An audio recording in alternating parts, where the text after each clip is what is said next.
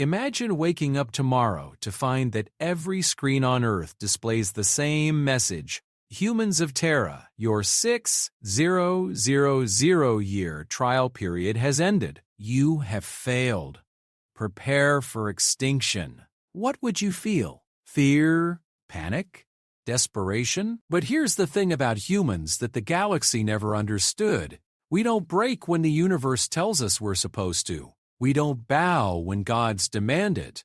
And we certainly don't go quietly into the night when some cosmic jury decides our time is up. For 6 millennia, we've been watched, judged, and found wanting by beings who think they understand what it means to be human. They've seen our wars, our hatred, our endless capacity for destruction. They've documented every failure, every act of cruelty, every moment we've fallen short of their impossible standards. But they missed something crucial, something that makes humans the most dangerous species in the galaxy. We've never learned how to give up. This is the story of what happens when an entire galaxy declares war on humanity, expecting us to roll over and die. It's the story of why that was the biggest mistake they ever made. And it's the story of how a species that was supposed to be extinct in 30 days became the thing that nightmares fear in the dark. Because sometimes the prey becomes the predator, and sometimes the hunted becomes the hunter. Welcome to humanity's final exam. We're about to show the universe what we learned in 6,000 years of being underestimated. Admiral Sarah Chen was sipping her morning coffee in the orbital command center of Luna Base when every communication device in human space began screaming at once. The coffee mug slipped from her fingers, floating in the low gravity as holographic displays erupted throughout the command deck, each one showing the same impossible message in perfect crystalline clarity. The transmission came from everywhere and nowhere, bypassing every encryption, every firewall, every defense humanity had built in its centuries of expansion across the solar system. It spoke in every human language simultaneously, the words appearing in elegant script that somehow everyone could read, regardless of their native tongue. Humans of Terra and her scattered children among the stars, the voice began. Neither male nor female, but carrying the weight of absolute authority, we are the galactic consensus, the unified voice of 47 civilized species across this galaxy. For 6,000 of your years, we have observed your kind. We have watched. We have waited. We have hoped. Sarah's hands flew across her control panel, trying to trace the signal's origin, but the readings made no sense. The transmission wasn't coming from space. It was coming from space itself, as if the very fabric of reality had been turned into a speaker. Your trial period has concluded, the voice continued, and Sarah felt ice forming in her stomach. Around her, the command deck had fallen silent, except for the soft hum of electronics and the barely contained breathing of her crew. By unanimous decision of the consensus, humanity has been judged and found irredeemably flawed. Lieutenant Marcus Webb, her communications officer, was frantically working his station. Admiral, I'm getting reports from every colony, every ship, every outpost. The message is reaching everywhere humans exist. Even the deep space exploration vessels beyond Pluto are receiving this. The voice from the void pressed on, implacable and final. Your species demonstrates an unacceptable level of violence, territorial aggression, and destructive capability. Your wars have scarred not just your homeworld, but have begun to spread to the worlds you colonize. Your expansion into space carries with it the seeds of galactic destabilization. Sarah stood, her jaw set in a hard line. She'd fought in the Martian Independence War, had seen the worst humanity could offer each other, but she'd also seen humans die to save strangers, watched them build magnificent cities on airless moons, witnessed them turn dead rocks into gardens that sang with life. Therefore, the transmission continued, the consensus is voted to implement Cleansing Protocol 7. You have 30 of your days to prepare for extinction. This is not a negotiation. This is not a trial. This is a conclusion that has been 6,000 years in the making. Dr. Elena Vasquez, the base's chief scientist, spoke into the stunned silence. Admiral, the energy readings from this transmission, it's not just a message. There's something else embedded in the signal, some kind of scanning beam. They're mapping every human settlement, every ship, every person. The alien voice began to fade, but its final words hit like physical blows. To the 47 species watching this transmission, witness now the fate of those who choose violence over peace, expansion over wisdom, chaos over order. Let humanity's end serve as a lesson that the galaxy will not tolerate the spread of inherent destructive behavior. Then, silence. The kind of silence that comes after earthquakes, when the world stops shaking but you know nothing will ever be the same again. Sarah looked around her command deck at faces she'd known for years, people she'd fought beside, bled with, celebrated victories with. They were scared. She could see it in their eyes, but she also saw something else. Something that these aliens had clearly missed in their 6,000 years of observation. They saw defiance. "Ma'am," Webb said, his voice steady despite everything. "Incoming transmission from Earth Command. Priority Alpha." "Put it through," Sarah ordered, her command voice cutting through the shock like a blade. General Harrison Matthews appeared on the main screen, his weathered face grim but determined. Behind him, Sarah could see the controlled chaos of Earth's military command center, officers moving with purpose despite having just heard their death sentence. "Admiral Chen," Matthews said without preamble, "I'm establishing a joint task force of every human military and civilian leader in the system. We're calling it the Defiance Protocol." Tara felt her lips twist into what her enemies had once called her predator smile. "I'm listening, General." "These aliens have made one critical error in their calculations," Matthews continued. "They've given us 30 days. That's 30 days to prepare, 30 days to plan, 30 days to show them exactly why humanity has survived ice ages, asteroid impacts, plagues, and every other extinction event this universe has thrown at us." Vasquez leaned forward. "General, the energy signatures I'm reading from that transmission suggest technology so far beyond ours that our most advanced weapons might as well be pointed sticks." Matthews smiled, and it was not a pleasant expression. "Doctor, has anyone ever told you about the human concept of punching above your weight class?" Around the command deck, Sarah saw her officers straightening, the shock fading from their faces as something much more dangerous took its place. It was the same look she'd seen on human faces throughout history, at Thermopylae, at the Alamo, at the Battle of Britain, at the Siege of New Geneva. It was the look of people who'd been told they couldn't win, deciding to fight anyway. "The consensus has had 6,000 years to steady us," Sarah said, her voice carrying across the comm to every human settlement in the system.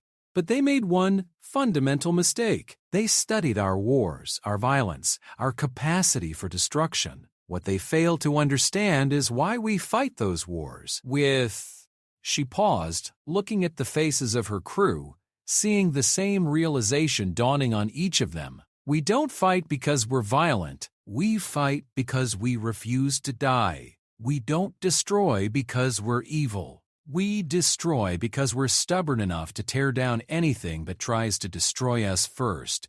And we don't expand across the galaxy because we're greedy." Her voice rose, carrying the promise of storms. "We expand because no matter how many times the universe tries to kill us, we keep getting back up. And every time we stand back up, we're stronger, smarter, and more dangerous than before." The transmission from Earth Command cut out, but not before Sarah heard General Matthews giving orders that would echo across every human settlement in the solar system, all civilian populations to emergency shelters, all military personnel to battle stations, all colonies to implement Fortress Protocol immediately. "And someone get me a direct line to every human ship, station, and settlement beyond our system." Sarah turned to her crew, These people who had followed her through 3 colonial wars and countless smaller conflicts. Ladies and gentlemen, we have 30 days to do something that's never been done before. We have 30 days to prepare for a war against an entire galaxy. Lieutenant Webb looked up from his station. Orders, Admiral? Sarah walked to the observation deck, looking out at the blue marble of Earth hanging in the black. Somewhere down there, 8 billion humans were just learning that their species had been sentenced to death by beings they'd never even known existed. But she knew what they'd do with that information. They'd get angry. Send a message to every human ship, station, and colony in known space, she ordered. Tell them the galaxy has declared war on humanity. Tell them we have 30 days to prepare. And tell them something else. She turned back to face her crew, and in her eyes was the same fire that had driven humans to cross oceans in wooden ships, to split atoms, to walk on alien worlds. Tell them that 30 days is more time than we've ever needed before. The command deck erupted into controlled chaos as her officers began implementing orders that would transform human civilization from a scattered collection of colonies into the most dangerous fighting force the galaxy had ever seen. But even as they worked, even as the magnitude of what faced them began to sink in, not one person asked the question that would have occurred to any other species. Not one person asked if they should surrender. Because after 6,000 years of observation, the galactic consensus still didn't understand the one thing that made humans truly dangerous in the universe. They had never learned that some fights couldn't be won. They were about to learn why that was the galaxy's first and last mistake. 24 hours after the consensus delivered humanity's death sentence, Dr. Elena Vasquez stood in the deepest laboratory beneath Luna Base, surrounded by technology that officially didn't exist. The room hummed with barely contained energy, banks of quantum computers processing data at speeds that would have been impossible just a decade ago. "Show me what we're dealing with," Admiral Chen ordered, her uniform crisp despite having not slept since the transmission. Around the lab, humanity's greatest minds worked with the focused intensity of people who knew they were quite literally fighting for their species' survival. Elena activated the holographic display, and the room filled with a 3-dimensional map of local space that made everyone present take a sharp breath. Red markers indicated alien vessels, and there were thousands of them. Ships the size of cities, weapons platforms that dwarfed anything humanity had ever conceived, and massive structures that defied easy categorization. "They didn't just announce our extinction," Elena explained, her voice tight with controlled fear. "They've been positioning for it. Our deep space monitors are detecting massive fleets at the edge of 47 different star systems. Each fleet is larger than every ship humanity has ever built, combined." Colonel James Foster, head of Human Special Operations, studied the display with the eye of someone who'd spent his career finding ways to kill things that seemed unkillable. "How long have they been moving into position?" "Based on the energy signatures and positioning, at least 6 months," Elena replied. "They've been planning this extermination for longer than some of our colonies have existed." Admiral Chen circled the display, her tactical mind processing the implications. "They're not just coming to destroy us, they're coming to make sure nothing of humanity survives. Complete eradication."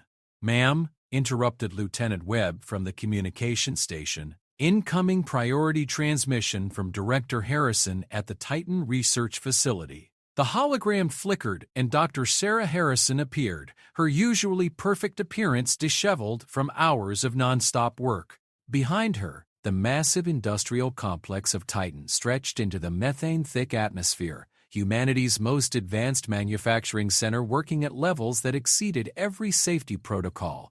"Admiral, I need to brief you on Project Prometheus," Harrison said without preamble. "The classified project we've been running for the past 3 years."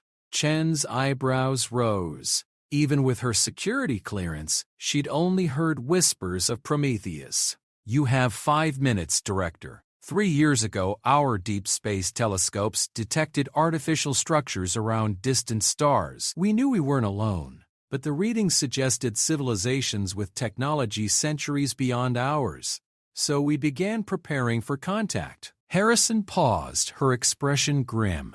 We prepared for the possibility that contact wouldn't be friendly. The display changed, showing sleek vessels unlike anything in the human fleet. Where human ships were functional and angular, these were flowing curves of impossible materials, their surfaces seeming to bend light around them. These are the Prometheus-class vessels. We've built 12 of them, using technology we reverse-engineered from materials we acquired from various sources over the years. Harrison's smile was sharp. Turns out we weren't the only ones watching. Sometimes they got careless, and we collected what they left behind. Colonel Foster stepped closer to the display. What are their capabilities? Each Prometheus ship can accelerate to 30% light speed, carries weaponry based on controlled antimatter reactions, and is equipped with defensive systems that can bend space around them. They're not just ships, they're mobile fortresses designed to fight enemies with superior technology. Elena was staring at the specifications scrolling beside the ship images. The power requirements alone should be impossible. How are you generating that kind of energy? Harrison's expression grew even more serious. 3 years ago, Dr. Chen Wei at the Beijing Institute cracked controlled fusion. Not the clean, safe fusion we use for power generation. Military-grade fusion, the kind that turns matter directly into weaponized energy. The room fell silent as the implications sank in. Admiral Chen was the first to speak. How many people know about this program? 47 individuals across the entire solar system. Everyone involved understood that if this technology fell into the wrong hands, it could glass entire planets. Harrison paused. We never imagined the wrong hands would be our own species' executioners. Webb looked up from his station again.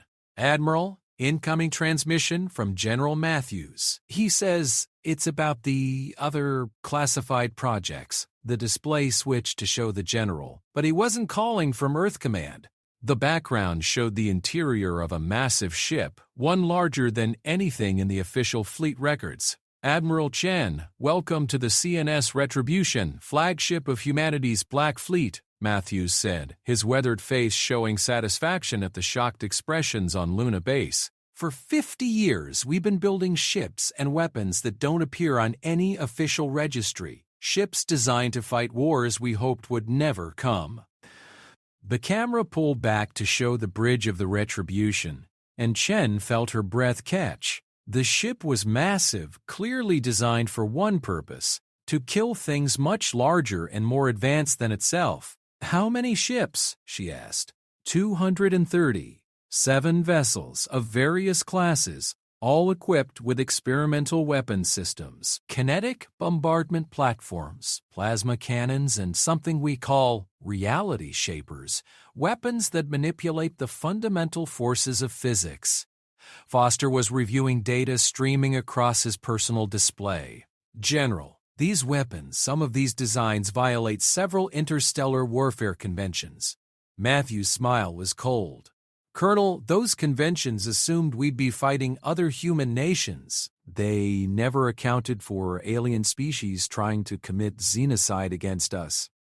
Elena pulled up another display, this one showing mining operations across the asteroid belt and outer system. The resource allocation for these projects. You've been militarizing our entire civilization without anyone knowing. Not militarizing, Doctor, came a new voice. They turned to see Dr. Conti, Yuki Tanaka, materializing via hologram from the Ceres Industrial Complex. Evolving. Tanaka had been humanity's leading expert on exotic matter physics before disappearing into classified research 5 years ago.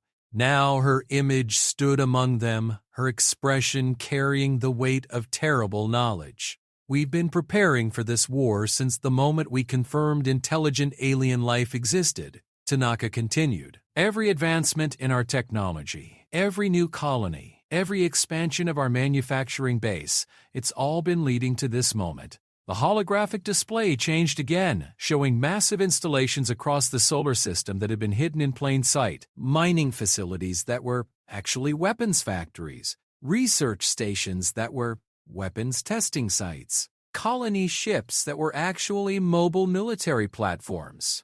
The Martian terraforming project includes atmospheric processors that can be converted to chemical weapons factories within 72 hours, Tanaka explained matter-of-factly. The Jupiter orbital platforms aren't just gas refineries. They're the largest ammunition manufacturing centers humanity has ever built. Admiral Chen was beginning to understand the scope of what she was seeing. You've turned our entire civilization into a weapons platform.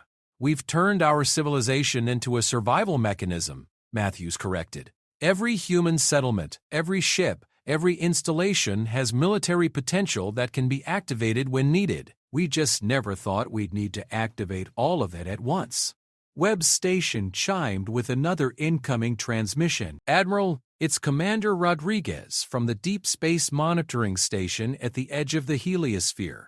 The hologram showed a woman in a military environment suit, the background displaying the cold emptiness of interstellar space. Admiral, I've got movement on the long-range scanners. The alien fleets are beginning to advance toward our system. Current speed suggests they'll reach Earth in 28 days. Elena checked her calculations. That matches the 30-day deadline exactly. They timed this perfectly. No, Admiral Chen said, her voice carrying new understanding. They timed it adequately. There's a difference. She turned to address all the holograms simultaneously. Ladies and gentlemen, for 6,000 years, these aliens have been watching us fight each other. They've seen our capacity for destruction, our ability to create weapons, our willingness to die for causes. What they haven't seen is what happens when humanity stops fighting itself and focuses that entire capacity on a single external threat. Foster was nodding, his expression showing the kind of anticipation that would have terrified anyone who knew him well. They've never seen us when we're not holding back. Exactly, Chen confirmed. They've observed us during our internal conflicts, when we were restrained by rules of engagement, by concern for civilian casualties, by political considerations. They've never seen us in a true existential war. Harrison's hologram leaned forward. What are your orders, Admiral? Chen looked around at the faces, both physical and holographic, of people who had spent years, decades, preparing for a war they hoped would never come. People who had hidden humanity's true military potential behind a facade of peaceful expansion and scientific exploration. Activate everything, she ordered. Every black project, every experimental weapon, every hidden facility. Transform our entire civilization into exactly what these aliens fear we are. Matthew smiled, and it was the expression of a predator finally given permission to hunt. And our rules of engagement? Admiral Chen's answer echoed through every human settlement in the solar system, carried by quantum communication systems that had been secretly militarized years ago. There are no rules of engagement. This is a war of extinction.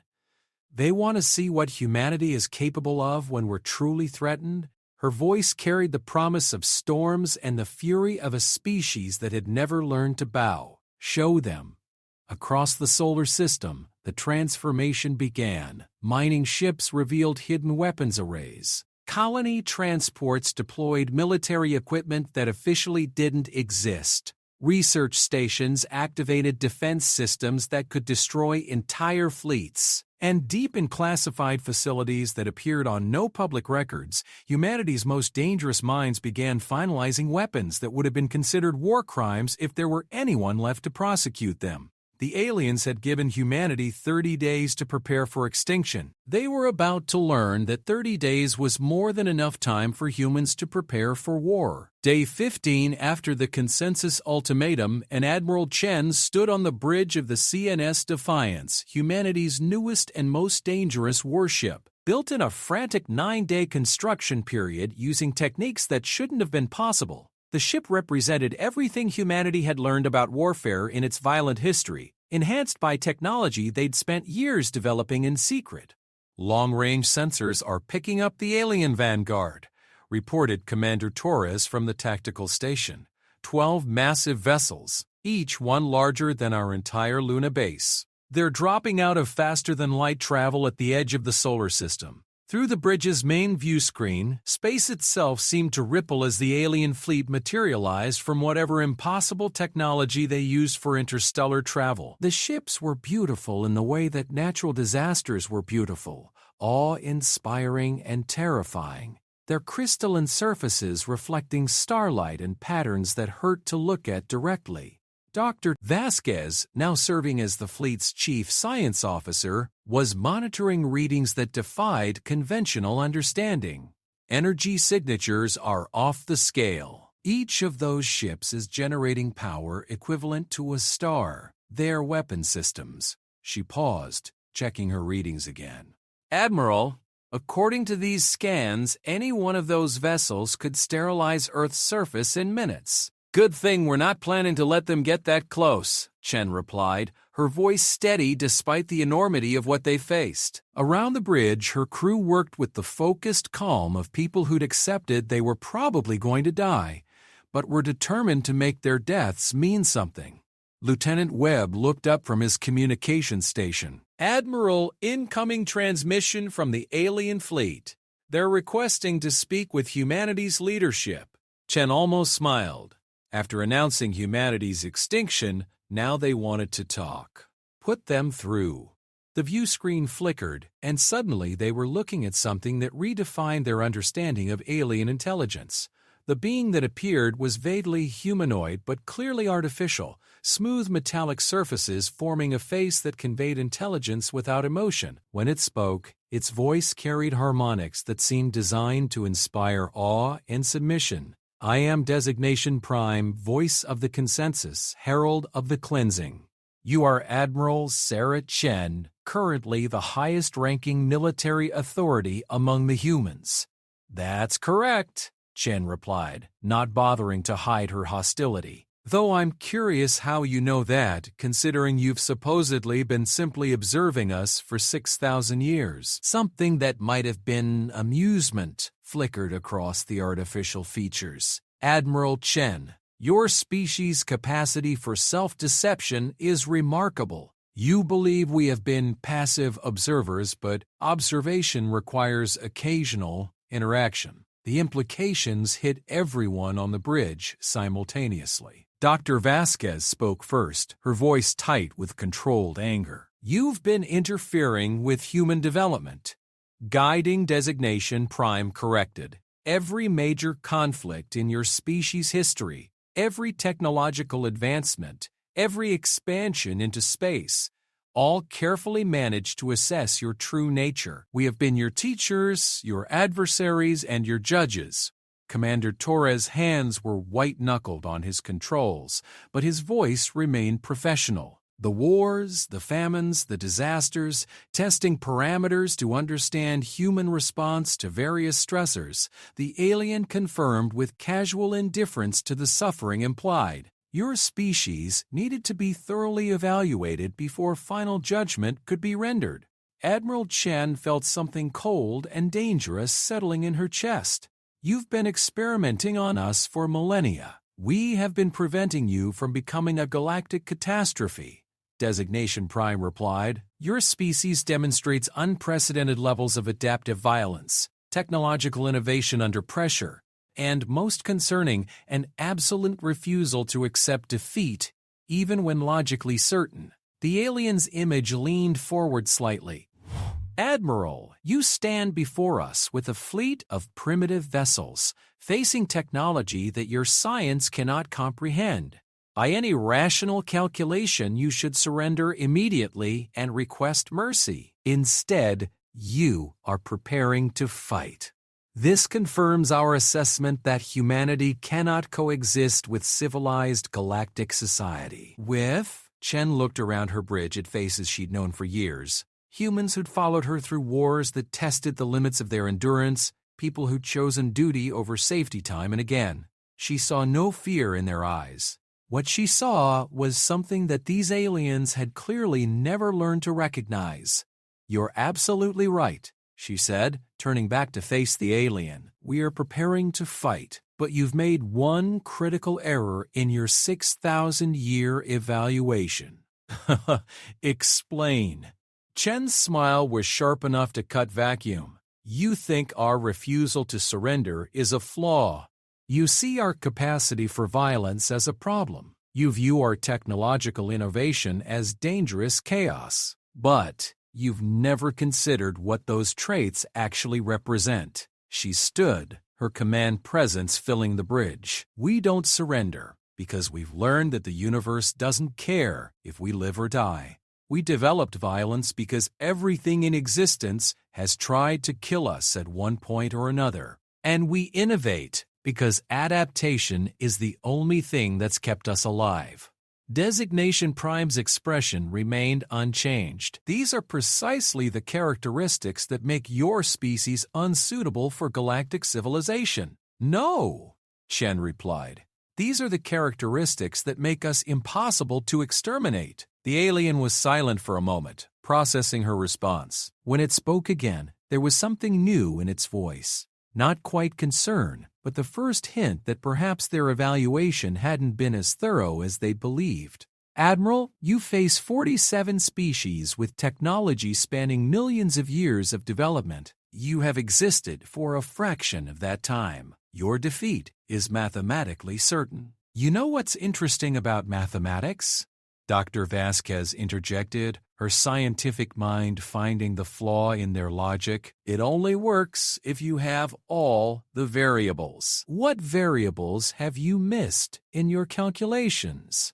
The question seemed to give Designation Prime pause. "We have observed your species for 6 millennia. Every aspect of human behavior has been documented and analyzed." "You've observed us fighting each other?" Commander Torres pointed out. "You've watched us develop technology while constrained by resource limitations and political considerations. You've studied us while we were holding back. But you've never seen us when we stop holding back. You've never observed humanity when our only goal is survival against an existential threat." The alien's composure flickered slightly. "Explain." "For 6,000 years, you've watched us fight wars where we couldn't use our most destructive weapons because we had to live on the same planet afterward. You've seen us develop technology while worrying about environmental impact, economic considerations, and civilian safety. You've observed us expanding into space while following ethical guidelines and respecting territorial boundaries."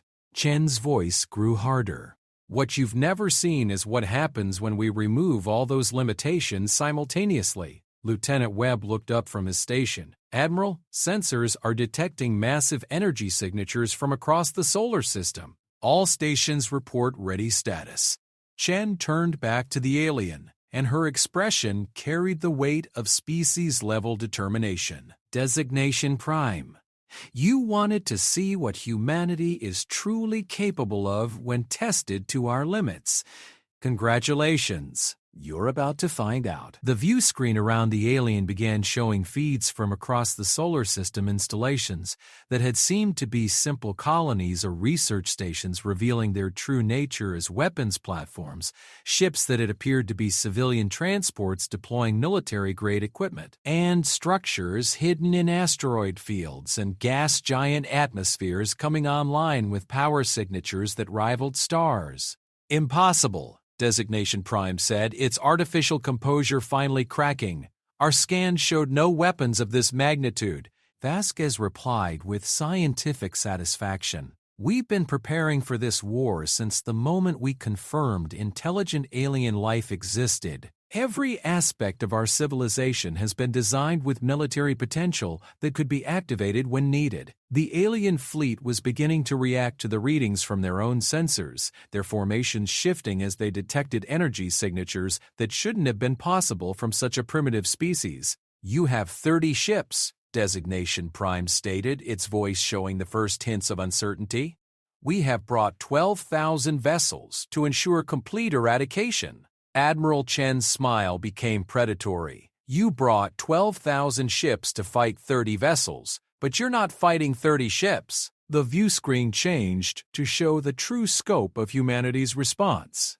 Ships emerging from camouflaged positions throughout the solar system, weapons platforms that had been disguised as asteroids, mobile bases that had appeared to be mining operations, and space itself beginning to light up with energy discharges that turned the void between planets into a killing field. You're fighting an entire solar system that's been converted into the largest weapons platform in galactic history, Chen continued. Every human settlement, every ship, every installation, every rock larger than a house has been weaponized. We haven't built a fleet to fight you. She paused, letting the scope of what they faced sink in. We've built a system-wide death trap designed specifically to kill things with superior technology. Designation Prime's image began to flicker as the alien ships detected targeting systems locking onto them from seemingly impossible distances. This level of militarization, your entire species has been converted into a weapons system. Now you're beginning to understand, Chen replied.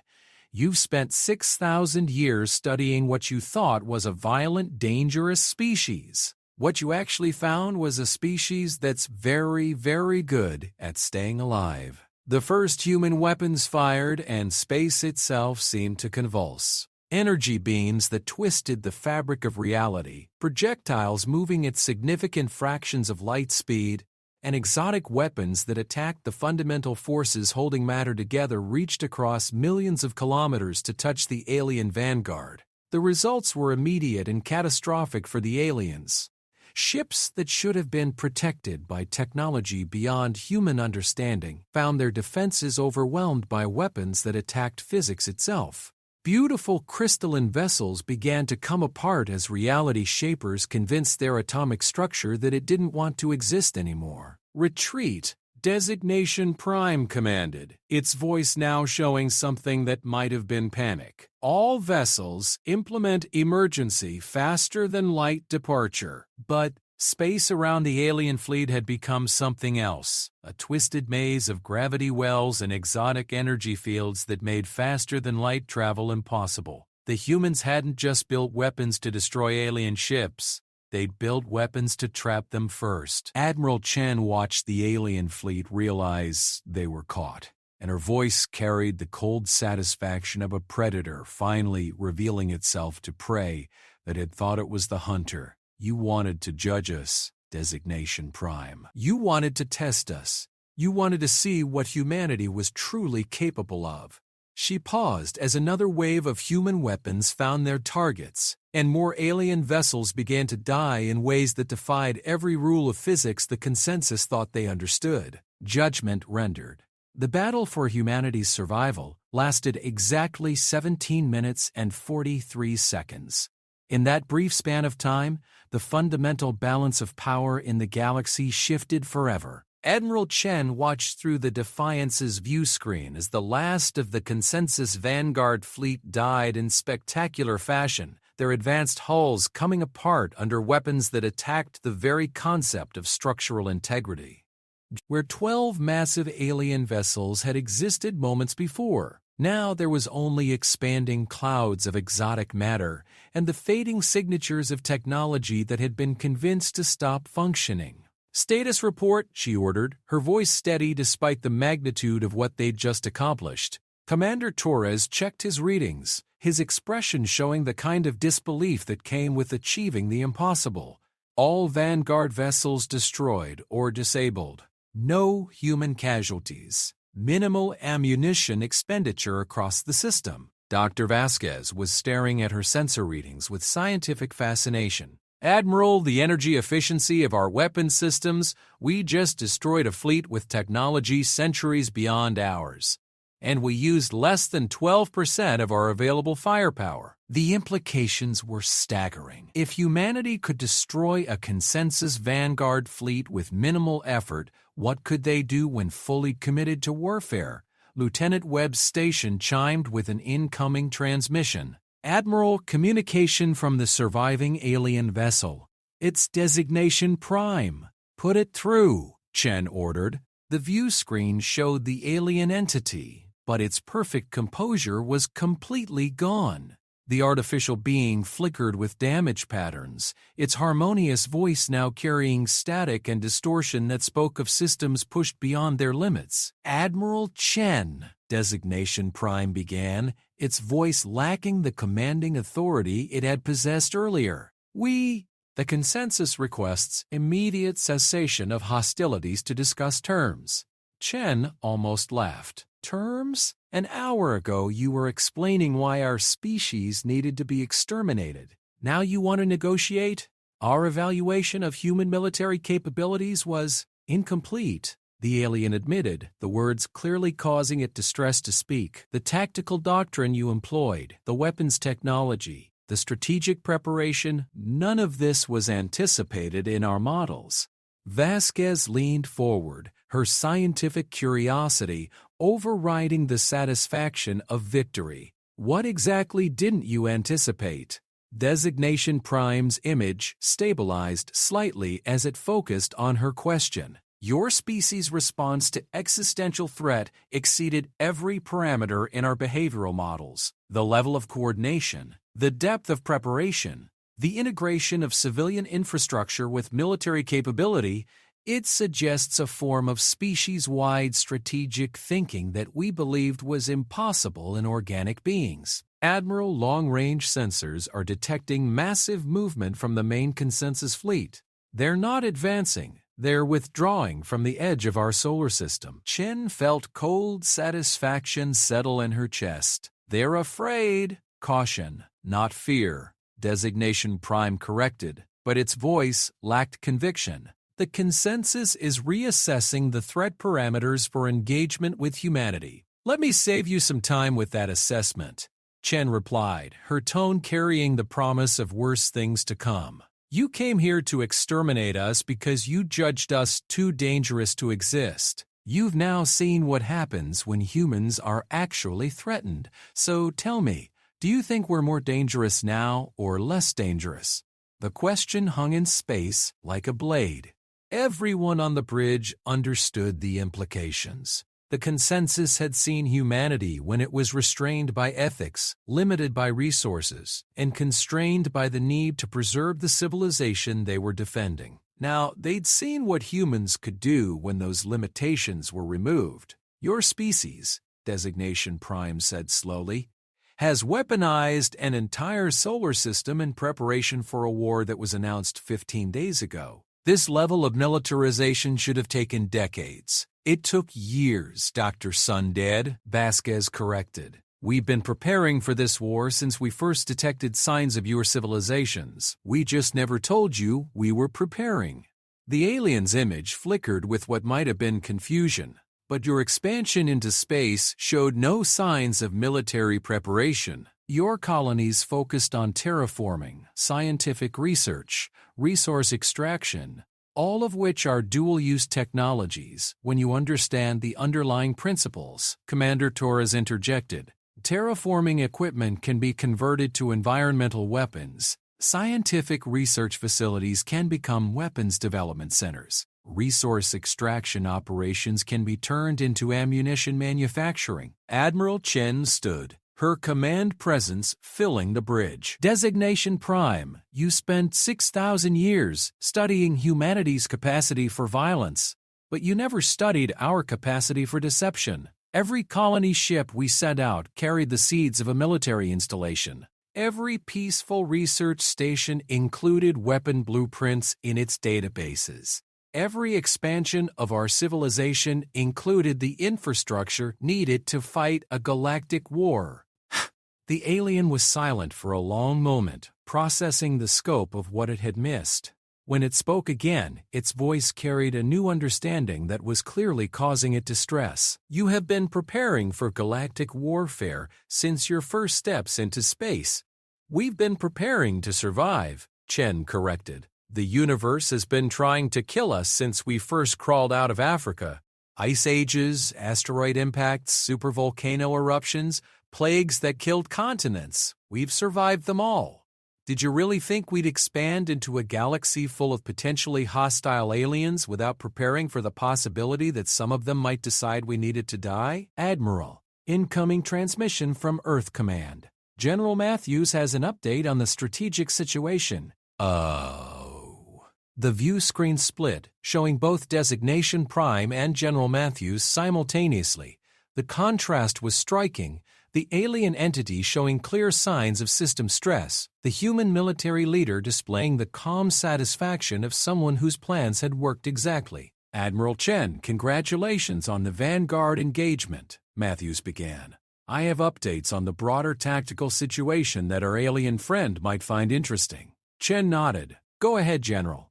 Our deep space monitoring stations are reporting that the Consensus main fleet has not only withdrawn from our system, but has begun transmitting emergency signals to other Consensus fleets across the galaxy. Matthews paused, his expression showing grim amusement. It appears they're calling for reinforcements. Designation Prime's image flickered with alarm. That intelligence is classified at the highest levels of Consensus security. How do you possess it? Matthews smiled, and it was not a pleasant expression. The same way we've possessed intelligence about Consensus fleet movements, strategic planning, and tactical capabilities for the past 3 years, we've been monitoring your communications since we first detected your presence. The implications hit the alien entity like physical blows. Impossible. Consensus communication systems operate on quantum-encrypted frequencies using technology your species cannot comprehend. Cannot comprehend or chose not to reveal that we comprehended it. Doctor, Vasquez asked mildly, did you ever consider that our apparent technological limitations might have been as carefully crafted as your observation protocols? You wanted us to underestimate you. We wanted you to underestimate us exactly as much as you underestimated us, Chen confirmed. Every piece of intelligence you gathered about human capabilities was carefully curated to show you what we wanted you to see. You saw our wars and judged us violent. You saw our expansion and judged us greedy. You saw our technology and judged us primitive. She paused, letting the weight of their deception sink in. What you never saw was the species that survived everything the universe threw at us, then looked up at the stars and decided to expand anyway. General Matthews continued his briefing. The 47 Consensus species are currently in emergency session, debating whether to commit their full military resources to humanity's extermination or to seek immediate diplomatic resolution. And what have they decided? Chen asked, though she suspected she already knew the answer. They're split. 23 species want to escalate to full galactic warfare. 24 species want to negotiate an immediate peace treaty. Matthew's expression grew darker. Unfortunately, the Consensus operates on unanimous decision-making. They can't agree on whether to fight us or talk to us. Designation Prime spoke into the silence that followed.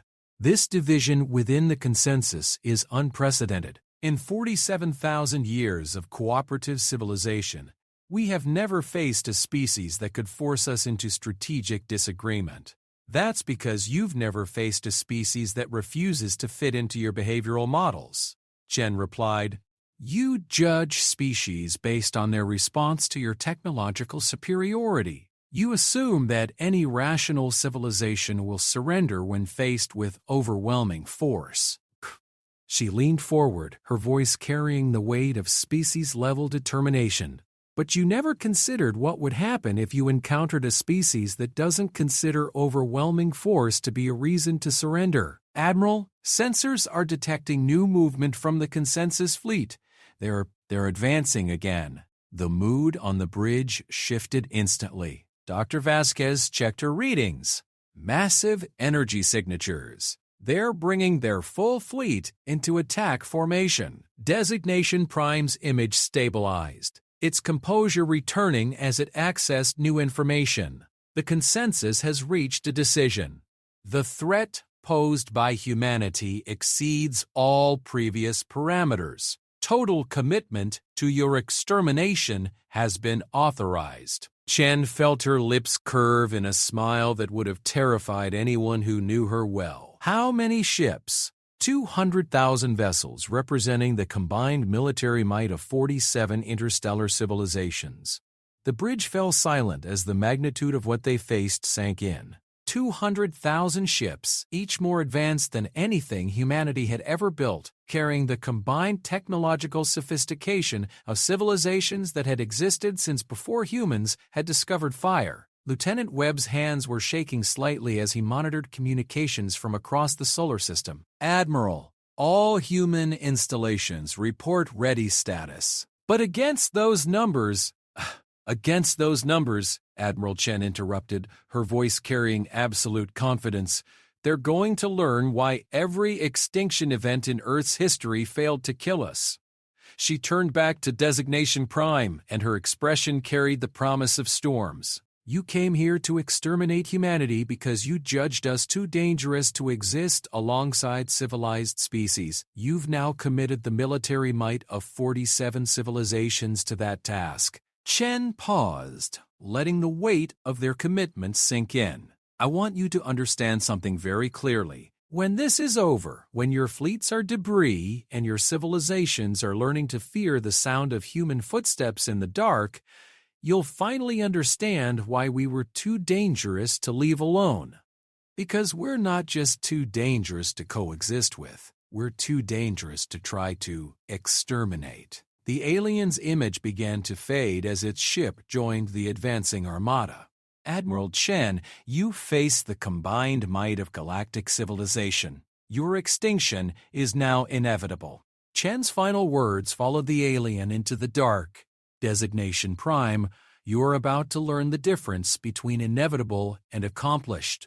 As the largest armada in galactic history advanced toward Earth, humanity prepared to show the universe what happened when a species that had never learned to stay extinct was finally given a reason to stop holding back. The final battle for humanity's survival began not with the thunder of weapons, but with silence. As 200,000 alien vessels representing 47 civilizations advanced into the solar system, every human installation, every ship, every hidden weapons platform went completely dark. No energy signatures, no signs of life. To the advancing consensus armada, it appeared that humanity had simply disappeared. Admiral Chen stood on the bridge of the Defiance, watching through sensors that the aliens couldn't detect as their massive fleet spread throughout the solar system like a plague of locusts. The ships were magnificent, crystalline structures that bent light, organic-looking vessels that pulsed with bioluminescent patterns, geometric forms that seemed to exist in more dimensions than human eyes could properly process. "Status report," she ordered in a whisper, her voice carried by quantum communications that the aliens had never learned existed. "All human forces in position," Commander Torres replied, his voice tight with anticipation. "Every weapon system, every trap, every surprise we've prepared over the past 3 years is ready for activation."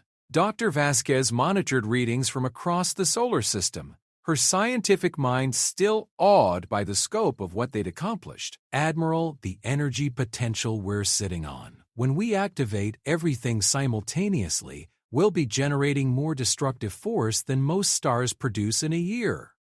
Through the viewscreen, they watched as alien scout ships investigated the abandoned human settlements. The beings piloting those vessels had no idea they were flying through carefully constructed kill zones, their every movement tracked by weapons that could fire at any moment. Lieutenant Webb's station chimed softly. "Admiral, incoming transmission on the emergency frequency. It's a consensus-wide broadcast. Put it through, but keep us in stealth mode," Chen ordered.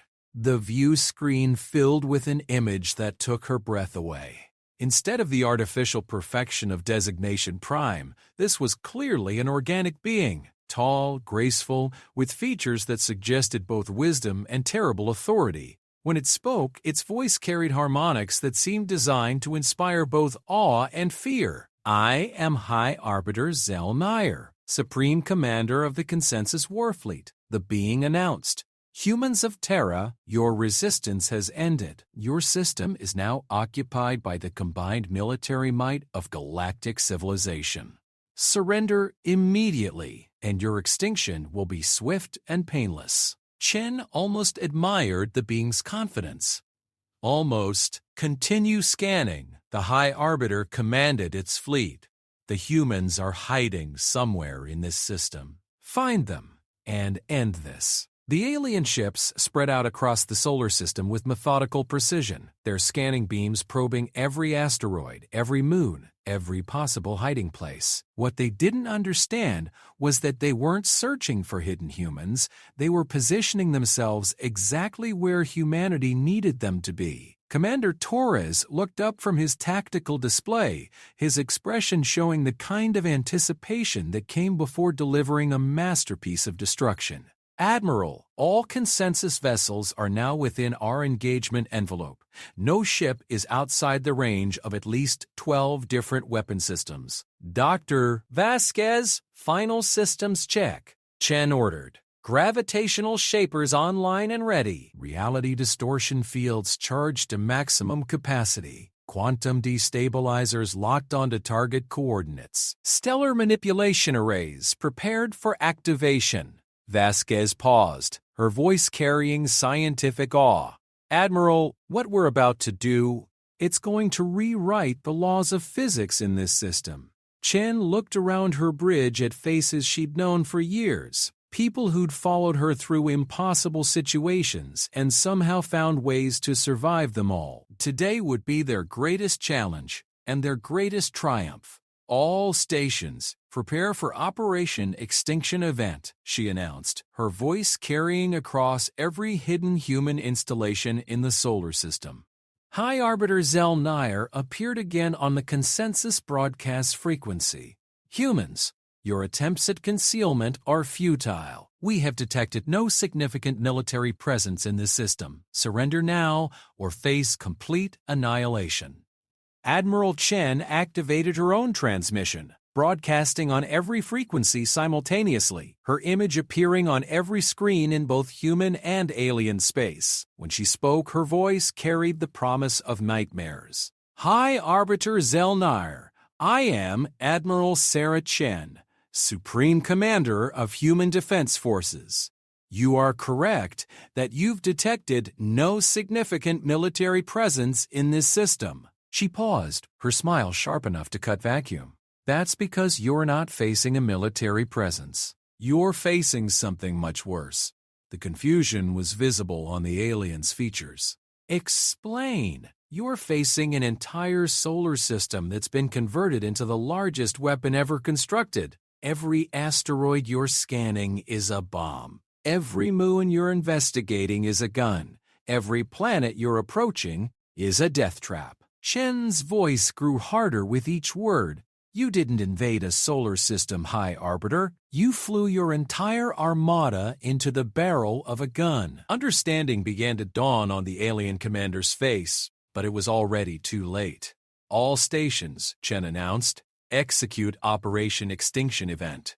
Space itself exploded. The abandoned human settlements revealed their true nature as weapons platforms that had been designed to kill gods. Asteroids that had seemed dead and lifeless suddenly erupted with energy beams that twisted the fabric of reality. Moons that appeared barren began launching projectiles that moved at significant fractions of light speed.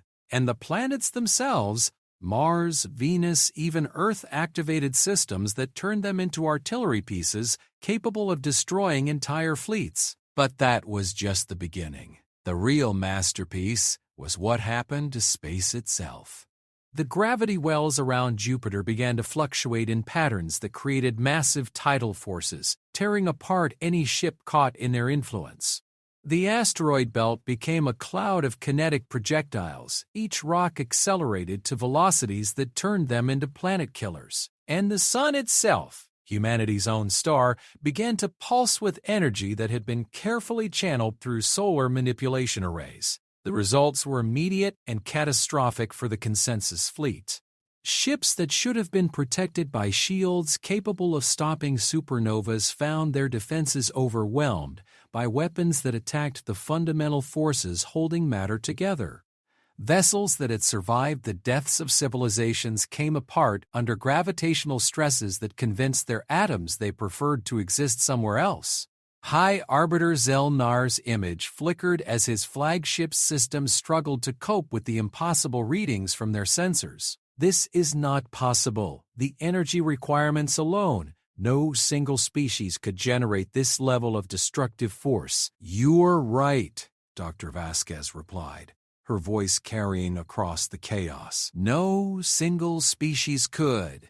But we're not just a single species anymore. The view screen changed to show feeds from across human space, not just the solar system, but colonies and installations that stretched across dozens of star systems. Each one was contributing to the assault, their combined energy output channeled through quantum networks that the consensus had never imagined possible. Every human settlement in known space is contributing to this attack, Chen explained as alien ships continued to die around them. We've turned our entire civilization into a distributed weapon system. You're not facing the military might of one solar system, you're facing every human who has ever lived or died among the stars. Commander Torres reported casualty figures that defied belief.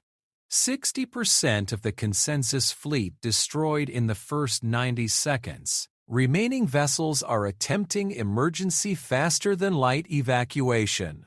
Negative on the evacuation, Dr. Vasquez announced with scientific satisfaction. Gravity shapers are maintaining interdiction fields throughout the system. Nothing larger than a communications probe can achieve faster than light velocity. High Arbiter Zelnar's image was becoming increasingly distorted as his ship's systems failed around him. Admiral Chen, cease this attack immediately. The consensus is prepared to negotiate terms for peaceful coexistence. Chen's laughter cut through the chaos like a blade. Peaceful coexistence? 2 hours ago, you were explaining why my entire species needed to be exterminated. Now, you want to negotiate. The consensus was mistaken in its assessment of human capabilities, the alien admitted, his composure finally cracking completely. We are prepared to offer full recognition of human sovereignty, territorial rights, and technological exchange agreements. Well, that's very generous, Chen replied, her tone suggesting it was anything but sufficient. Unfortunately, you made one critical error in your approach to dealing with humanity. She stood, her command presence filling the bridge as alien ships continued to die in the space around them. You tried to exterminate us. The words carried the weight of species-level rage.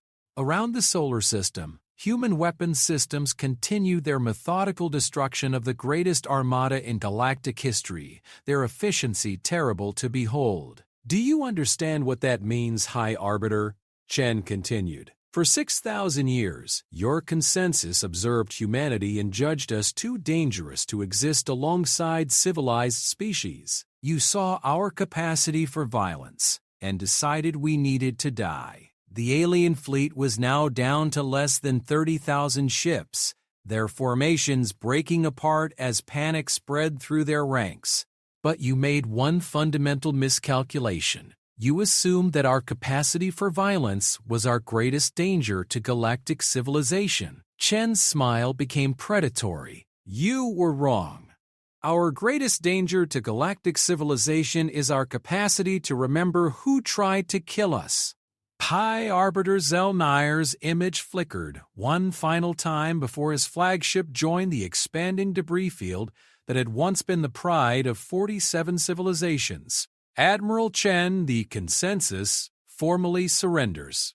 We request immediate cessation of hostilities and the transmission cut off as the alien commander's ship came apart under gravitational stresses that should have been impossible to generate. Commander Torres looked up from his tactical display, his voice carrying quiet satisfaction. All consensus vessels destroyed or disabled. Total human casualties, 0. Time elapsed 4 minutes and 17 seconds. The bridge fell silent as the magnitude of what they'd accomplished sank in. In less than 5 minutes, humanity had destroyed the combined military might of 47 interstellar civilizations. They'd taken the greatest armada in galactic history and turned it into wreckage. Dr. Vasquez was staring at her readings with scientific awe. Admiral, the energy efficiency. We just won the largest battle in galactic history, and we used less than 30% of our available firepower. Lieutenant Webb's station chimed with incoming transmissions from across known space.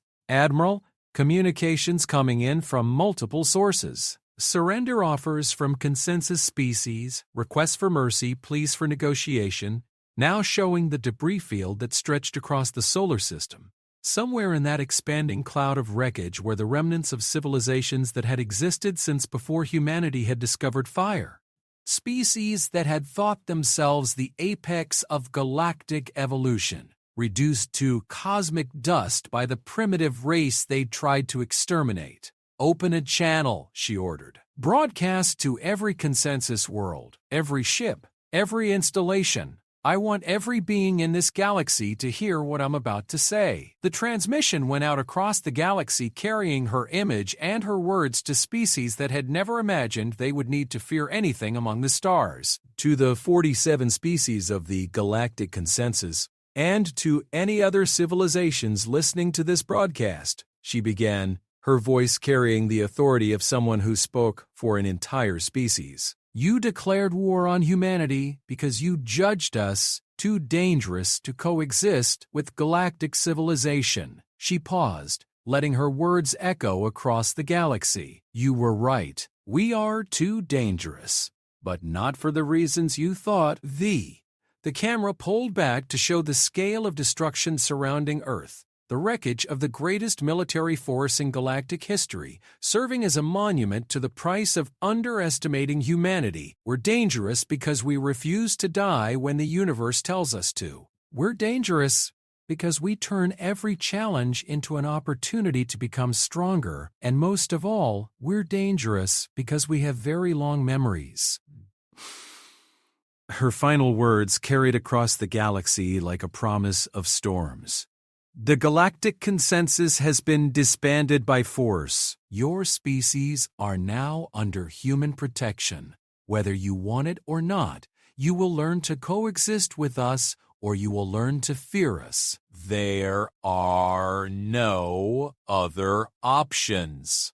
She gestured to the debris field that had once been their executioners. "Choose wisely." As the transmission ended, humanity stood alone among the stars. No longer the primitive species hiding in a single solar system, but the undisputed apex predators of the galaxy. They had been judged and sentenced to extinction by their betters. They had decided that their betters were wrong. And in the silence that followed humanity's victory, the galaxy learned what humans had always known. Extinction events don't kill species that are too stubborn to die. They just make them stronger.